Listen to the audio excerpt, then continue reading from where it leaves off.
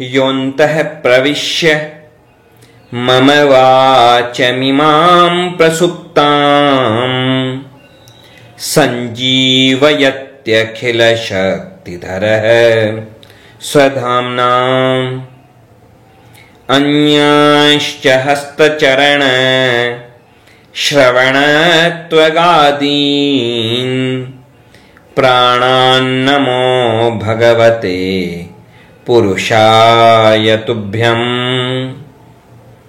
श्रीवीरराघवदयार्द्रकृपावतारम् श्रीजानकीश पदपद्मपरागभृङ्गम् श्रीश्रीधरार्य चरणाम्बुजलग्नमौलिम् श्रीदेशिकार्य घनश्यामगुरुं नमामहम्।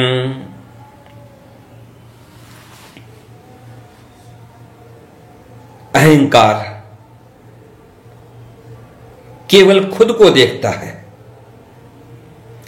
अहंकार खुद की प्रशंसा चाहता है। अहंकारी आदमी अपने आप को केंद्र में रखता है और बाकी सारी दुनिया उसके लिए उपग्रह के समान होती है कि सारी दुनिया उसके चारों तरफ घूमती रहे।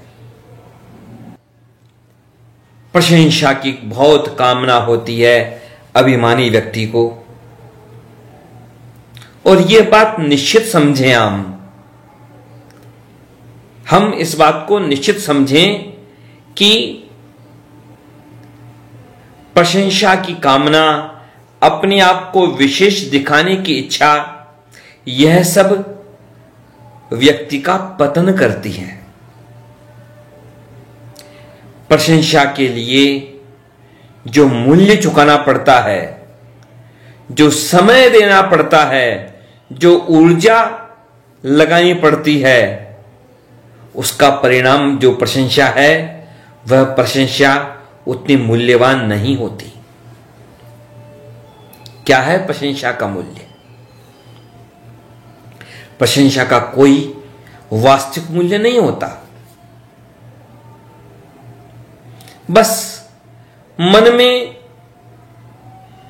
होता है विचार अभिमानी के कि सब मेरी प्रशंसा करें, सब गाएं तो मेरे गुण गाएं, प्रशंसा हो तो केवल मेरी हो, उल्लेख हो तो केवल मेरा हो, चर्चा हो तो केवल मेरी हो। यह चाहता है अभिमानी व्यक्ति। और निश्चित बात है, जब दृष्टि स्वयं पर होगी तो भगवान पर दृष्टि कहां जाएगी? जब दृष्टि केवल खुद पर होगी तो फिर गुरु की तरफ दृष्टि कहां जाएगी? और यह और बड़ी भारी विडंबना कि अभिमानी व्यक्ति किसकी प्रशंसा चाहता है? आत्मा की प्रशंसा नहीं, वह इस शरीर को ही मैं मान के बैठा होता है।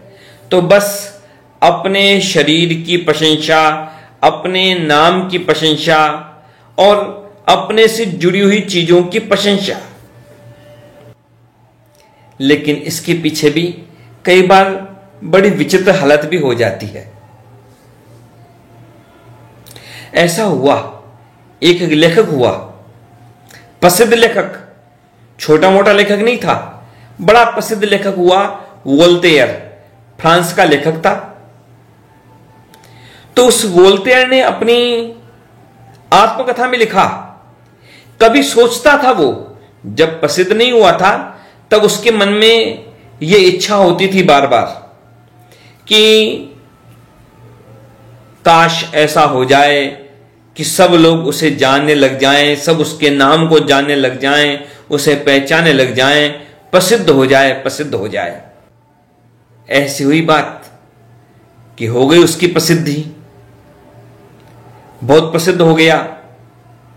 और उस समय जो प्रसिद्धि हो गई उस वोल्टेयर की, परंतु समस्या हो गई साथ में। क्या समस्या हुई?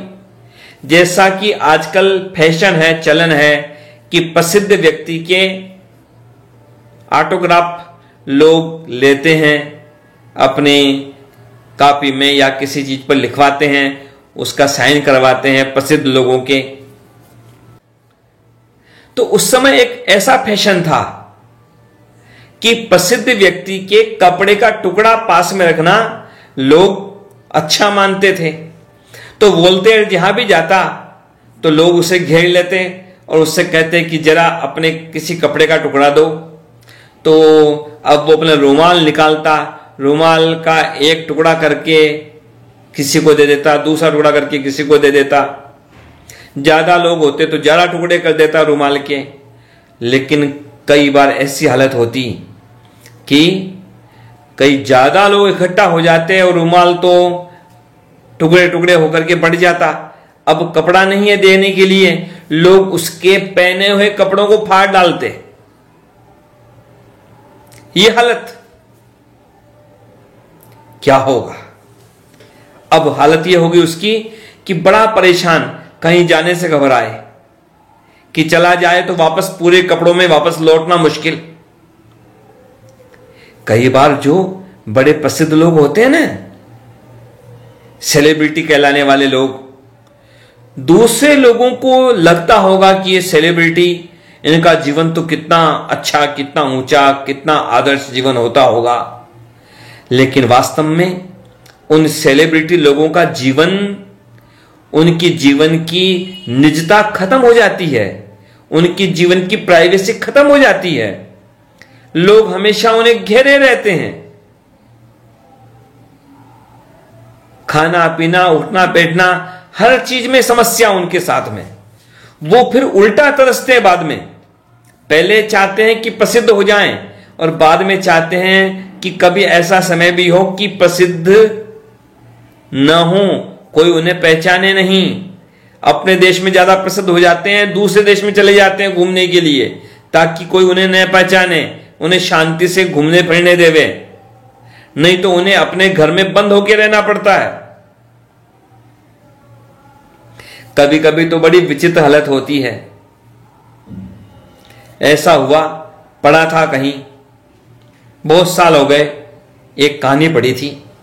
सच या झूठ वह तो लिखने वाला जाने, हमने तो केवल पढ़ी। कहानी का नाम शायद याद आता है तो ऐसा नाम था, कफन चोर का बेटा। कहानी का नाम था कफन चोर का बेटा। ऐसा हुआ कि कहीं किसी गांव में कोई चोर था, और चोर भी कैसा, ऐसा चोर था कि सब चीजें चुरा लेता था लोगों के घरों में घुस करके। बड़ा कुशल चोर था।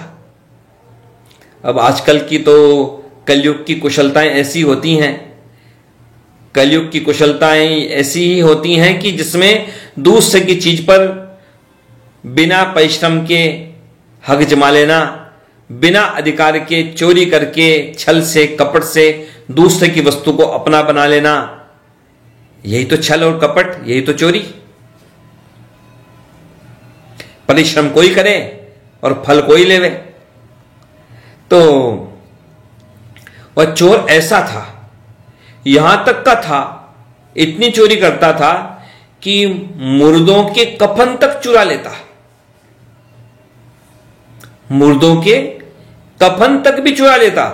सोना चांदी हीरे मोती रुपया पैसा उसकी चोरी तो करता ही करता, लेकिन साथ ही साथ ऐसी चोरी करता था कि लोगों के कफन भी चुरा लेता मरे हुए के। लोग बड़े दुखी थे, बड़े परेशान थे उससे। और उधर उस कफन चोर की अंतिम सांस की घड़ी आई। वह कफन चोर मर रहा था, उसका बेटा था, वह पास में था। अब कफन चोर ने अपने बेटे से कहा कि बेटा एक काम करना मेरे लिए। कि क्या करना? उस कफन चोर ने कहा अपने बेटे से कि देखो, कुछ ऐसा करना कि लोग मेरे मरने के बाद मुझे अच्छा कहें।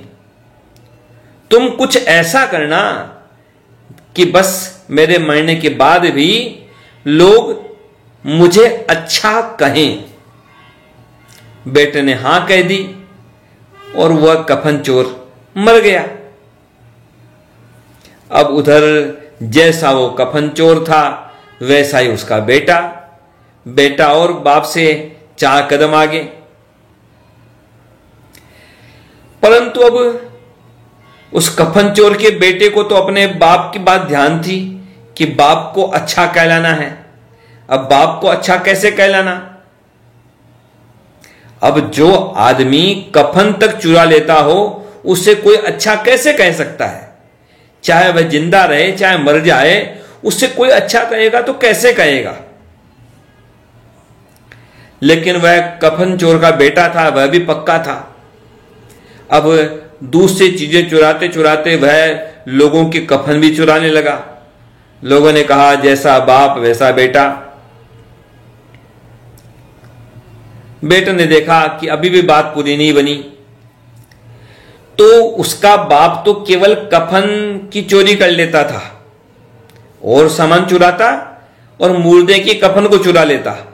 लेकिन ये जो कफन चोर का बेटा था यह ऐसा निकला कि जब मुर्दे को गाड़ देते थे उसके गांव में, तो वह जाके मुर्दे को कब्र से निकालता, उसके कपड़ों को चुरा लेता और लाश को वापस उस के घर के बाहर ले जाकर के छोड़ देता। जब लोग देखते कि लाश पड़ी है उनके घर के परिवार के आदमी की, उसे दोबारा कपड़े ओढ़ा करके वापस कब्र में डाल के आते।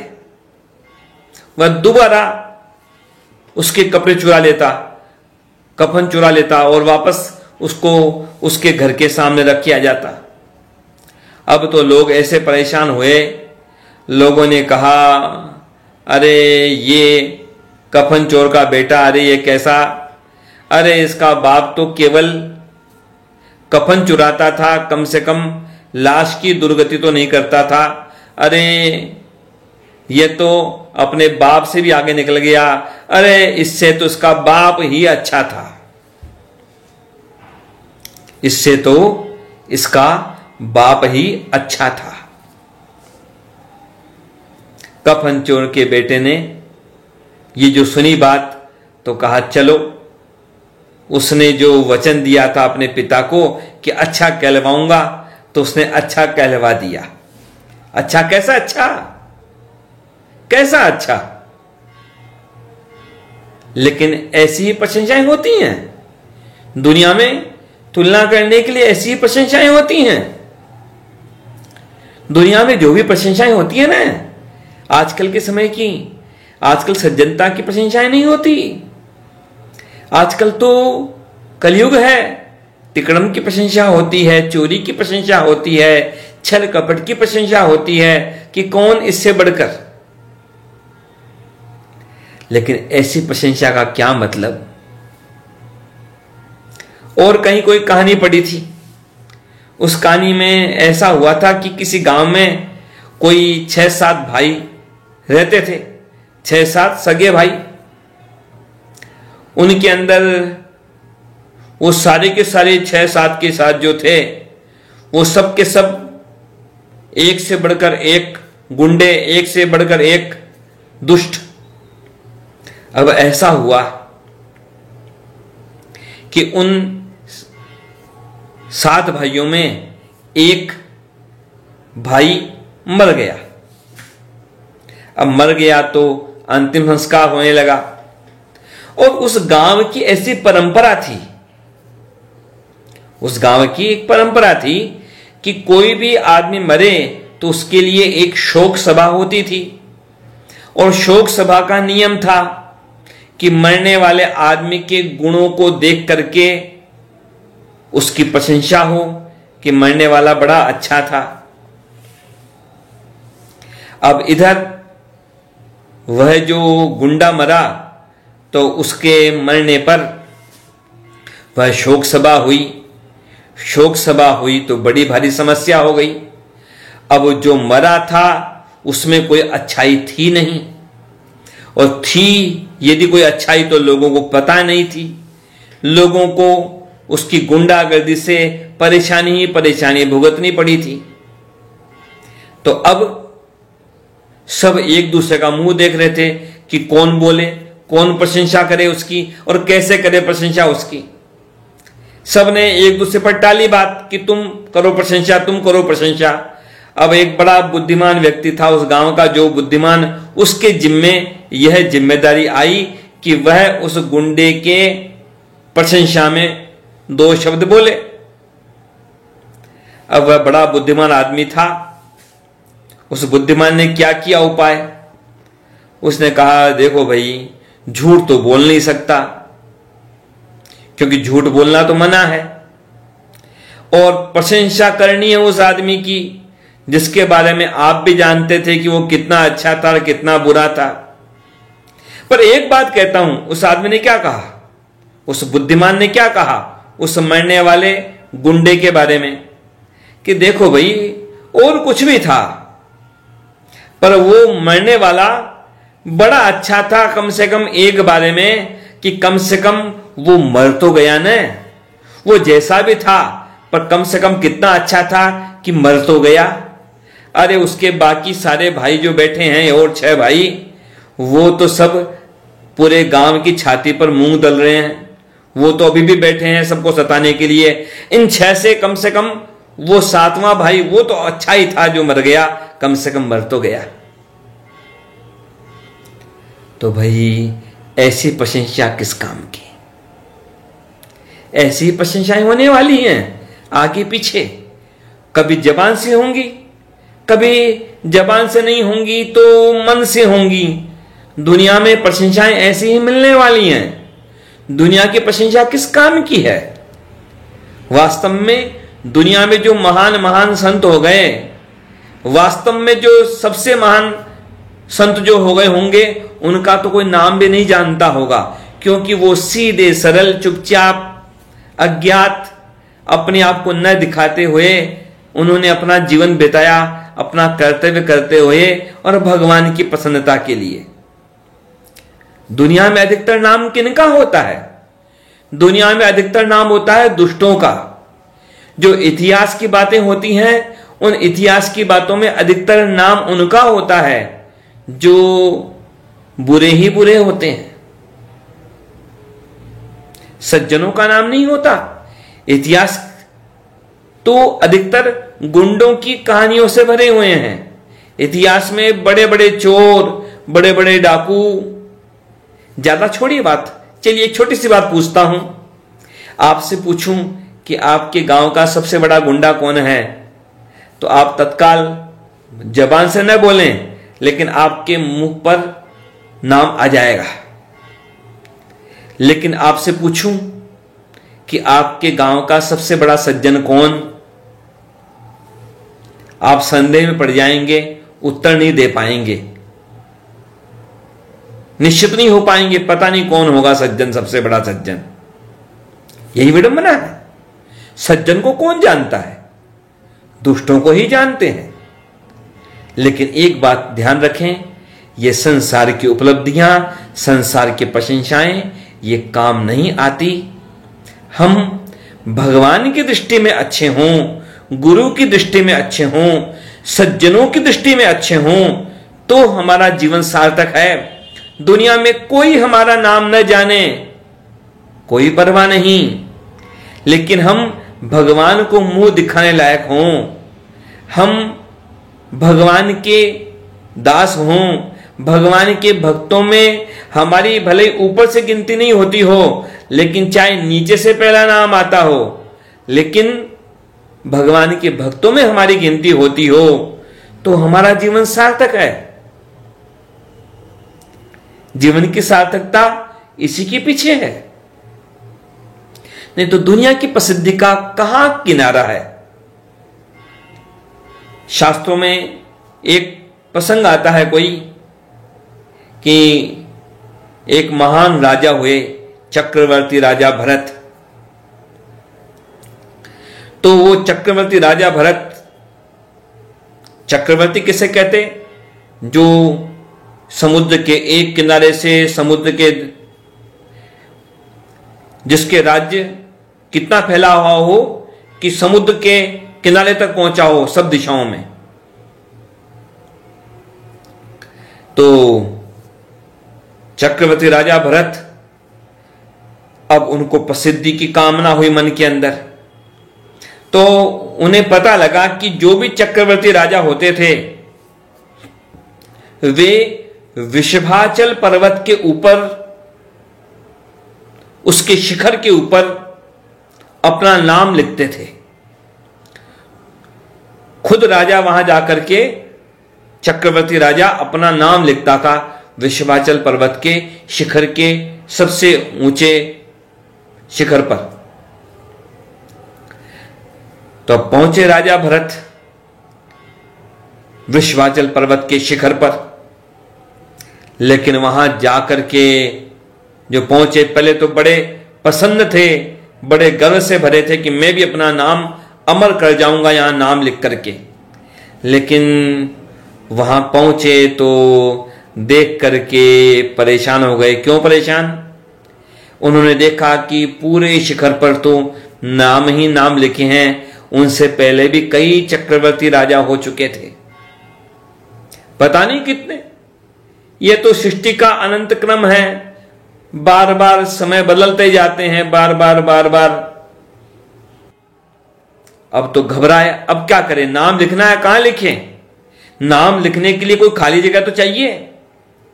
अब आखिर नाम लिखना भी था, छेनी हथौड़ा साथ लेके आए थे। तो अब क्या किया? जो कोई पहले का जो कोई नाम था कहीं पर, बहुत सारे नाम थे पहले के, असंख्य नाम। तो अब एक नाम को मिटाया हथौड़ी से ठोक ठोक करके, फिर अपना नाम वहां पर लिखा। तो क्या है, बड़े बड़े चक्रवर्ती राजा महाराजा, उनका नामो निशान नहीं रहा। तो हम किस प्रशंसा की आस में हैं, किस नाम की आस में हैं? नाम की कामना से दूर, प्रशंसा की कामना से दूर, हम सब केवल भगवान की प्रशंसा करने में, भगवान की स्तुति करने में हमारी जिह्वा को सार्थक करें। हमारी जिह्वा लोगों के गुण दोषों का चिंतन करने में न लगे, हमारी जिह्वा भगवान के गुणों का गान करने में लगे। हमारी जिह्वा खुद के प्रशंसा करने में न लगे, हमारी जिह्वा संतों के, गुरुजनों के, भगवान की महिमा का गान करने में लगे। इससे में हमारे जीवन की सार्थकता है। भगवान के श्री चरणों में प्रार्थना है कि हमारे मन में किसी भी प्रकार की अहंकार की भावना, नाम की कामना, प्रशंसा की कामना हमेशा के लिए मिट जाए। जय श्रीमन नारायण।